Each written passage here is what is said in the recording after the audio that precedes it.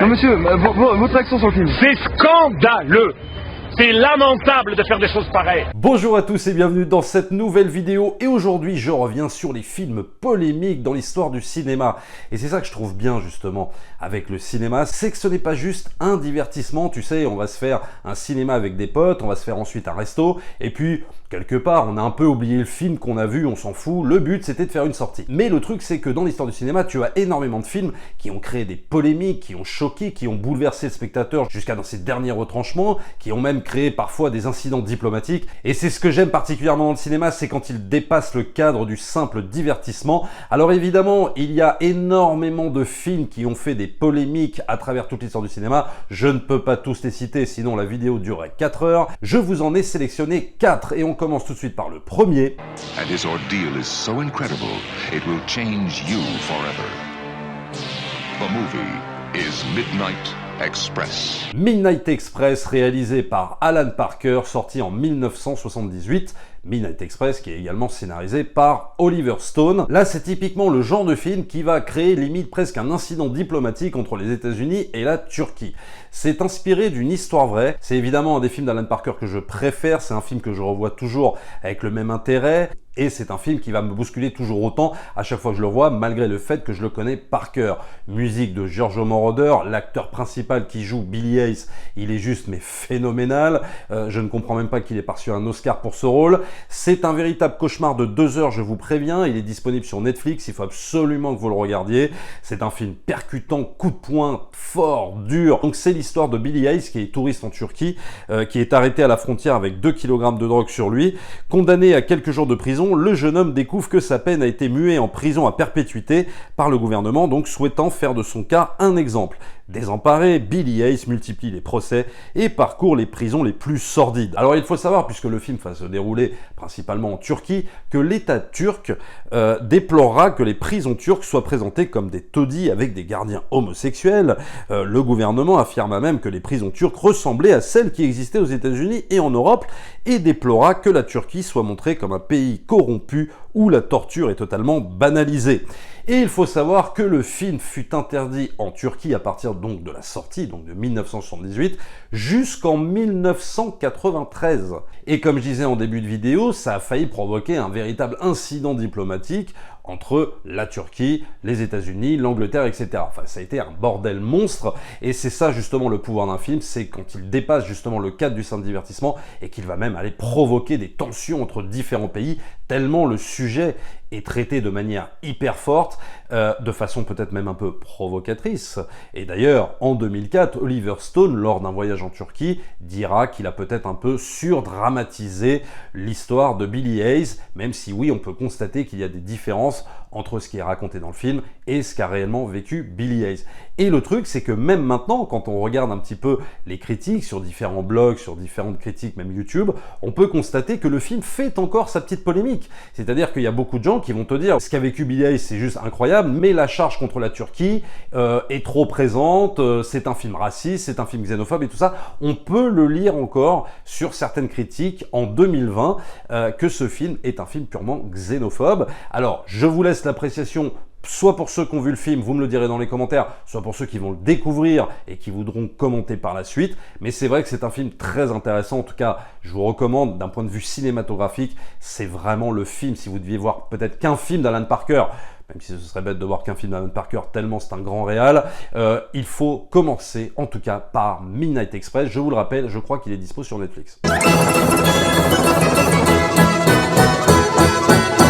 Deuxième film de cette sélection, et là on va dire que c'est un peu plus une évidence, après il y aura un peu moins d'évidence, mais le deuxième film c'est évidemment Orange Mécanique, réalisé par Stanley Kubrick et sorti en 1972.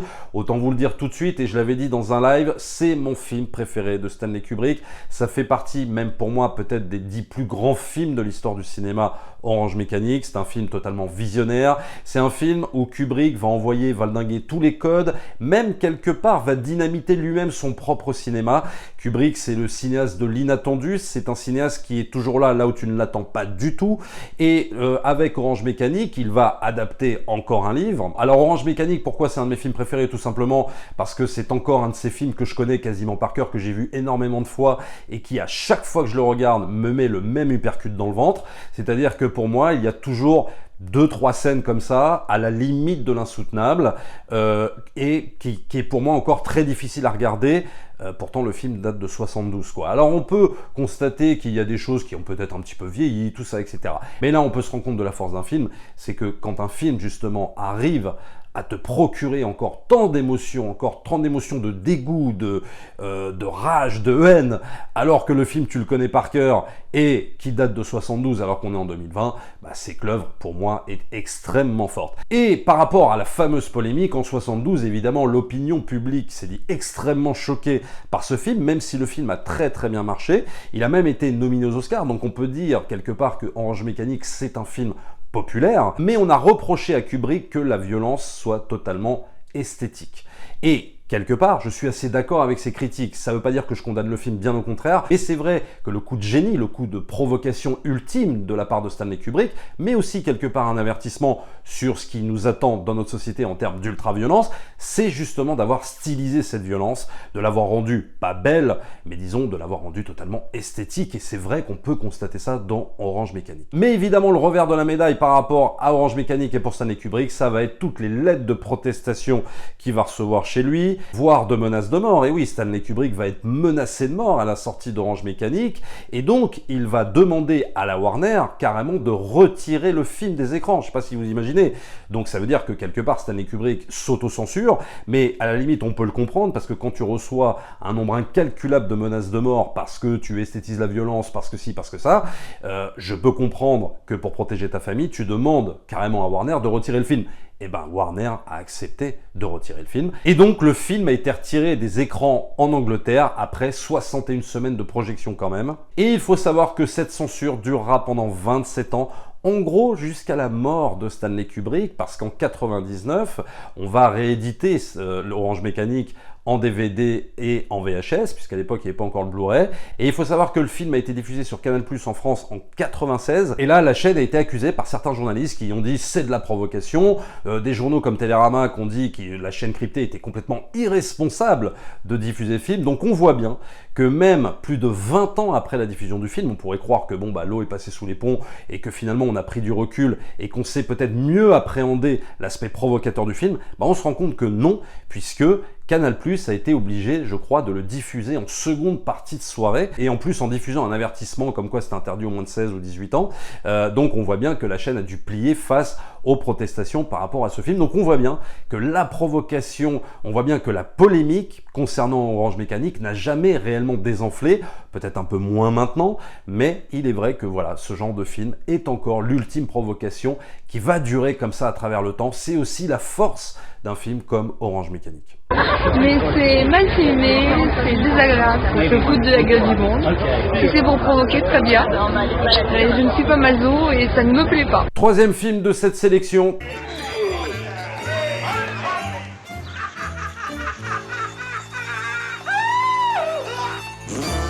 La Grande Bouffe, réalisée par Marco Ferreri, sorti en 1973.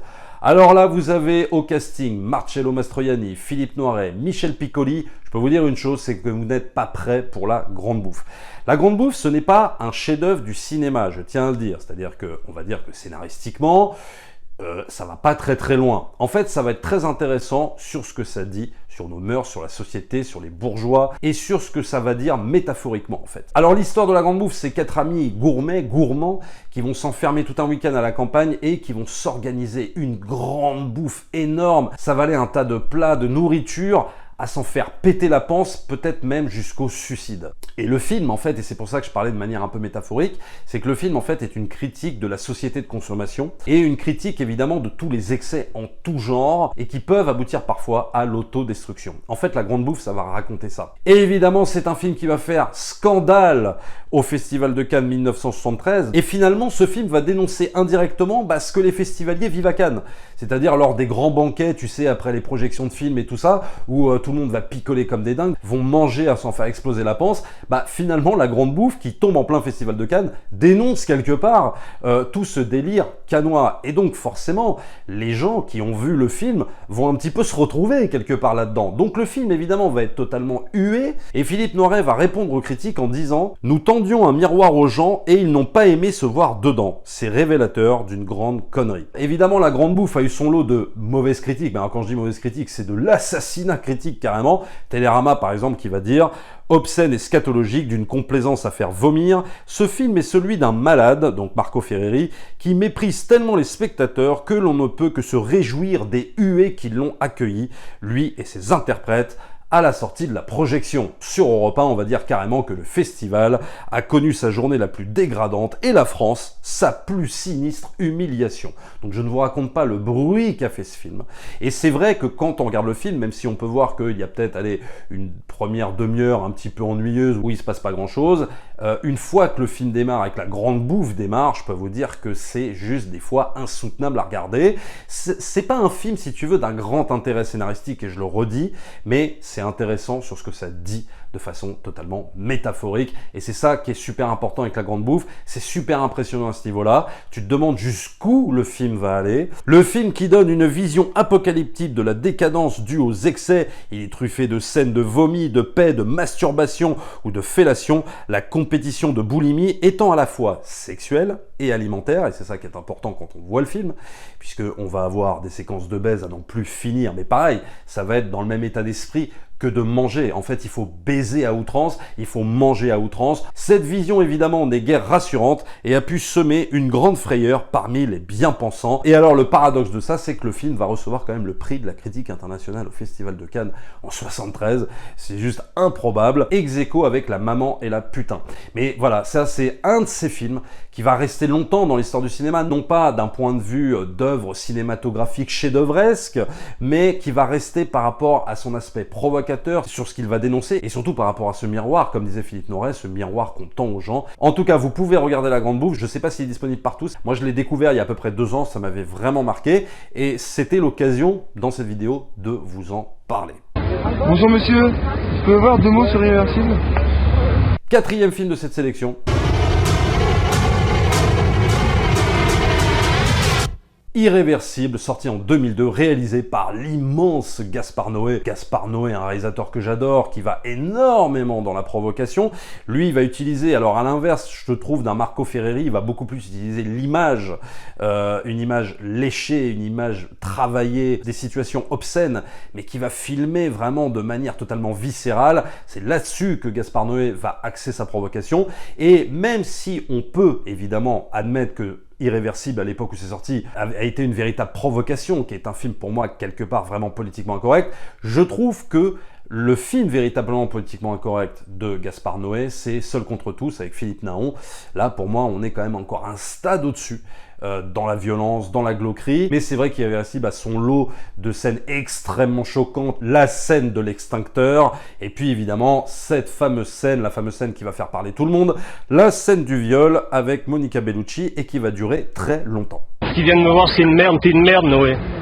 Viens me voir, viens voir, je fais le même métier que toi, on va se retrouver, tu vois. Ce que je trouve fascinant dans cette provocation et dans cette polémique autour d'Irréversible, c'est pas tant les thématiques sur la vie, la mort, que je trouve pas hyper pertinente en fait dans le film de Gaspard Noé. Le problème que ça a imposé avec ces thématiques, c'est que j'ai l'impression que Gaspard Noé veut se la jouer Kubrick, mais qu'il n'en a pas vraiment les moyens. Là où Irréversible pour moi va être très intéressant par rapport à cette fameuse scène de viol, c'est que Gaspard Noé là te place en tant que spectateur voyeur, parce qu'on n'oublie pas que quand on est spectateur, même quand on est cinéphile, on est un voyeur quelque part. Et en fait, là, le but de Gaspard Noé, c'est de te placer justement à cette place de voyeur et de te dire combien de temps tu vas tenir. Est-ce que tu es capable de tenir? Est-ce que tu vas sortir de la salle? Est-ce que tu vas rester parce que quelque part, tu es un voyeur et que tu veux voir ce qui se passe et que tu vas voir combien de temps va durer cette scène de viol? Ou alors, est-ce que tu vas sortir de la salle complètement outré, complètement choqué, parce qu'après, ta propre morale, la façon d'être choqué, va t'empêcher d'aller au bout de cette séquence. C'est un film qui est quelque part beau dans la glauquerie,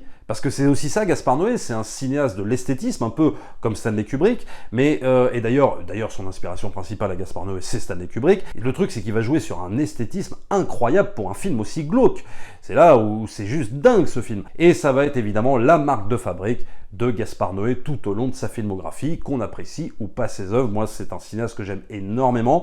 Irréversible, c'est pas un de mes films préférés de lui. Pour moi, mon film préféré, c'est Enter the Void.